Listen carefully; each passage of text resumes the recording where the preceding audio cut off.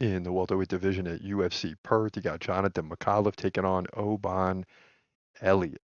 This fight going down in the prelims. Micallef fighting at home. He's from Australia. He's 8-1. Elliott from Wales. He's 12-3. Both guys stand 6 feet tall.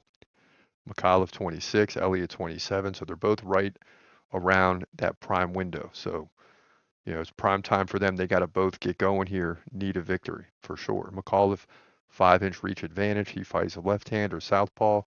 Elliott fights right-handed. Now the stand-up game, in terms of activity, that leans towards Micallef. 4.8 significant strikes per minute to 3.5 for Elliott. But you know what that means? Elliott lands more takedowns, nearly one or just more than one every other round. So he might get two in the fight, right? Uh, Micallef gets like one every 4 rounds, so not great there. He also has a 50% takedown defense, so that's something he's got to work on.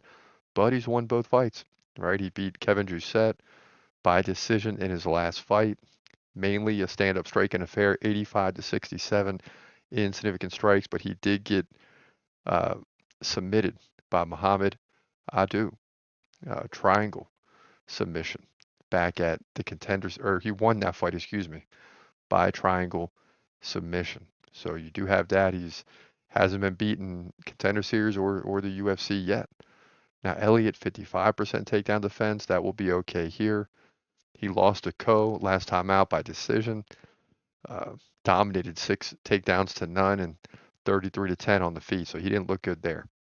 He did beat Bazil Hafez before that by KO and Preston Parsons by decision, as well as a Val Woodburn decision and 1-1 against Kike Brito by majority decision at the Contender Series and got himself into the UFC with that win. So I'm not really convinced either way. Um, and looking at looking at the odds, it's even basically. That makes a lot of sense. This is a tricky one. You might as well flip a coin. But I'm gonna lean towards Micallef, even though he's got less fights. He only has one loss, um, and he outpaces Elliott. But the takedown defense is terrible. And that always makes me worry. But I'm going to lean towards a striker here because it's even.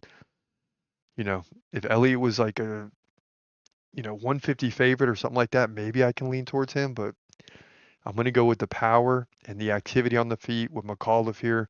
Hopefully he can defend the takedowns. We'll see. But I like him to win in my opinion to move to 9-1, likely by decision. But at the same time, we need him to get the KO for this prediction probably to happen. So decision might be less likely, although I think it's going to go that way. And he'll win 2 rounds out of 3, but that's going to make it very close. I'm hoping for the KO. But either way, in my opinion, Micallef wins to move to 9-1 here, welterweight division, UFC Perth.